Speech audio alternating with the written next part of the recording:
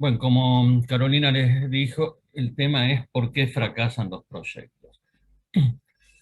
Fracasan es una palabra dura, negativa, arrancamos con algo negativo, pero es la realidad de los proyectos. Y estamos asumiendo que hay muchos proyectos que fracasan. No todos, no todos, pero hay muchos proyectos que fracasan. ¿Y, y qué quiere decir fracasa? Fracasa quiere decir que no se cumple con lo que esperábamos de ellos. No se cumple con el tiempo que nos demandó, no se cumple con los costos que tuvimos que incurrir para el proyecto, no se cumple con lo que teníamos que lograr, no se cumple con las expectativas del cliente. A eso le llamamos fracaso. Puede ser que no se cumple mucho, puede ser que no se cumple por un poco, pero no se cumple. Así que bueno, vamos a ver un poco en qué elementos nos basamos para decir que los proyectos fracasan. Mayoritariamente fracasan, no todos, por supuesto, pero mayoritariamente fracasan. Bueno, para ver por qué fracasan, lo primero que tenemos que hacer es un estudio, un análisis de cómo resultan los proyectos. En el mundo hay pocos estudios realizados. Y bueno, uno de los pocos que hay es un estudio que nosotros realizamos en varios países de Latinoamérica. Acá tenemos un estudio publicado bajo el título Power of People en una revista especializada en Project Management que es la PM Network. Y resume un poco lo que vamos a ver en casi todos los estudios. El 84% de los proyectos tuvieron más costos y más tiempos. El 84%, la inmensa mayoría. De los que incurrieron en mayores costos, tuvieron en promedio un 40% de más costos, no un 5% o un 2%. Mucho, gastaron mucho más. Y los que les demandó más tiempo, les demandó en promedio un 35% de más tiempo. Frecuentemente los mayores tiempos van asociados con mayores costos. Con lo cual de este estudio lo que sacamos es que la mayoría de los proyectos no son exitosos y ese no éxito nos cuesta mucha plata. Fíjense que muchos de los proyectos son proyectos de millones de dólares, así que un 40% de mayores costos es mucha plata. Con lo cual, en general, acá terminamos hablando de plata. Otro estudio es de una consultora llamada Robbins Gioia, en donde encontró que el 90% de las empresas subestimaron el tamaño y complejidad de los proyectos. Esto es frecuente, en casi todos los casos se subestima la complejidad del proyecto. Esa subestimación trae problemas que se ven reflejados en los números que vienen después. El 44% de los proyectos tenían costos adicionales entre 10 y 40%, el 37% necesitó asignar más recursos que costaban plata, y solo el 16% cumplió con los plazos. Los números de los distintos estudios no coinciden, pero todos coinciden en que la mayoría de los proyectos cuestan más y llevan más tiempo. Por eso es que yo digo, acá vamos a hablar de plata. Acá hay otro estudio que publicó el Wall Street Journal, en donde dice aproximadamente el 50% de todos los proyectos tecnológicos, en este caso se limita a los proyectos tecnológicos, no cumplen con las expectativas de los ejecutivos que decidieron invertir plata en esos proyectos. Acá no estamos hablando de plazos, costos, tiempos. En general se hicieron, pero no eran lo que se esperaba de ellos. Es una forma de fracaso. Algunos opinan que el éxito de un proyecto es cuando cumple logra la satisfacción de aquellos para quienes se hizo el proyecto. Entonces, el 50% del proyecto. Son muchos. Hay un informe que es muy conocido en el ambiente, que se llama informe de caos. Muy conocido porque publica periódicamente encuestas, y son encuestas muy amplias, muy importantes, como ven en este caso que estamos mostrando acá, abarca a 8.380 proyectos, encuestó a 365 personas, implicaba en un espectro amplio, desde empresas pequeñas hasta empresas grandes, y de diferentes tipos de industrias, bancarias, seguros, servicios, salud, gobierno, desarrollo de software, un conjunto amplio de especialidades. Esta encuesta está muy tomada en el ambiente de gestión de proyectos como muy seria y muy válida. Acá define como proyectos exitosos aquellos proyectos en donde cumplieron con sus objetivos, con sus planes de tiempos, el tiempo en que se tenía que completar el proyecto se logró, se cumplió, cuando cumplen con el presupuesto que se tenía asignado al proyecto y cuando se desarrollaron los dispositivos, los servicios, los elementos que el proyecto debía producir.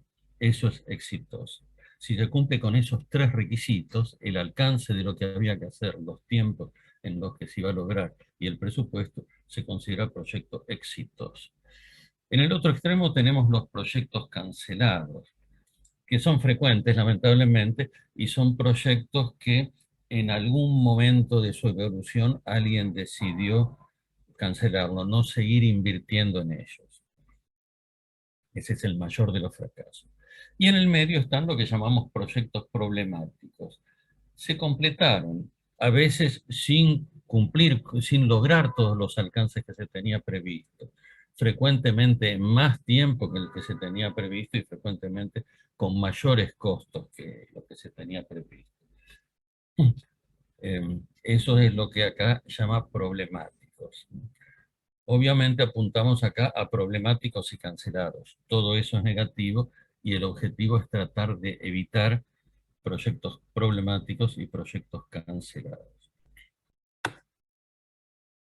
Bueno, el informe de caos es muy amplio, tiene muchos números, pero básicamente un resumen es que dice que son exitosos solamente el 29% de los proyectos, más o menos uno de cada tres. Son cancelados el 18% y todo el resto son proyectos problemáticos. En los primeros informes de caos decía que eran exitosos solo el 16% de los proyectos. Un número bastante coherente con otros estudios, que solo el 16% de los proyectos eran exitosos. Ahora, bueno, muestra este número 29%, que es mucho mejor, mucho mejor. Las razones de por qué este cambio, bueno, exceden a este webinar, pero pueden ser muchas. Algo vamos a ver más adelante. Eh, eh, bueno, acá hay un poco el algo de por qué mejoró el desarrollo de los proyectos. Acá clasifica los proyectos en función de lo que se llama nivel de madurez de la organización que lleva adelante el proyecto, la que ejecuta el proyecto. Entendiendo por un nivel de madurez maduro las organizaciones que tienen implementadas, tienen un alto grado de implementación de sus metodologías para dirigir los proyectos. Moderado es aquellas organizaciones que tienen alguna metodología para manejar los proyectos, y no maduro los que no tienen prácticamente ninguna metodología para manejar los proyectos. Como ven, los números son claros. Hay un mayor porcentaje de proyectos exitosos en organizaciones maduras, más o menos la mitad es en moderados, y la mitad de esa mitad son exitosos en las organizaciones no maduras. Acá, como ven, en las organizaciones no maduras solo el 10% de los proyectos son exitosos, no el 16% como dije antes. El 16% surge de un promedio de todo esto. O lo que es ahora como vimos antes, el 29% es un promedio de todo esto. Bueno, y lo mismo con los problemáticos. Los problemáticos están más estables, es más o menos, están en el mismo orden las organizaciones maduras, moderadas y no maduras. Em, Como que cuando se nos desorganiza el proyecto em, ya no dependemos tanto de nuestra madurez. Y los cancelados sí responden claramente, es mínimo en las organizaciones maduras y es máximo en las organizaciones no maduras. Acá se ve claramente la ventaja de tener un alto nivel de madurez en la gestión del proyecto para lograr un mayor éxito en los proyectos. Y esto es del informe de caos del 2020, que creo que fue el último publicado. Bueno, siguiendo con el informe caos, acá se desglosa esto según las metodologías. Tradicionalmente se aplicaban las metodologías que se llaman predictivas. Las metodologías predictivas quiere decir definir muy bien qué es lo que tengo que lograr, desarrollar un cronograma muy preciso de qué cosas tengo que hacer para lograr eso que quiero lograr y desarrollar en base a ese cronograma un presupuesto de costos muy preciso. Em, Esas metodologías requieren bastante esfuerzo de planificación y en los proyectos pequeños, comenzando por los proyectos de desarrollo de software, se empezaron a popularizar las metodologías ágiles, que las desarrollaron en la industria del software, pero después se popularizó para cualquier industria. En las metodologías ágiles no se gasta tanto esfuerzo en planificar y se va ajustando el plan, que incluye los tiempos y los costos, a medida que se avanza en el proyecto. Es muy iterativa. Como todo en la vida, tiene ventajas e inconvenientes. Bueno, accede a este webinar, ver en qué casos conviene un método o en qué casos conviene otro. Pero bueno, las metodologías ágiles son muy usadas y sobre todo en los proyectos más pequeños. Y acá están los números de éxitos problemáticos y cancelados para proyectos grandes en metodologías ágiles y predictivas. Como ven, las metodologías ágiles no son demasiado exitosas para proyectos grandes. De hecho, se desarrollaron para proyectos pequeños, porque en las metodologías ágiles no tenemos muy definido ni el tiempo, ni los costos, ni un plan muy desarrollado. En cambio, la metodología predictiva, ven, es muy exitosa en, eh,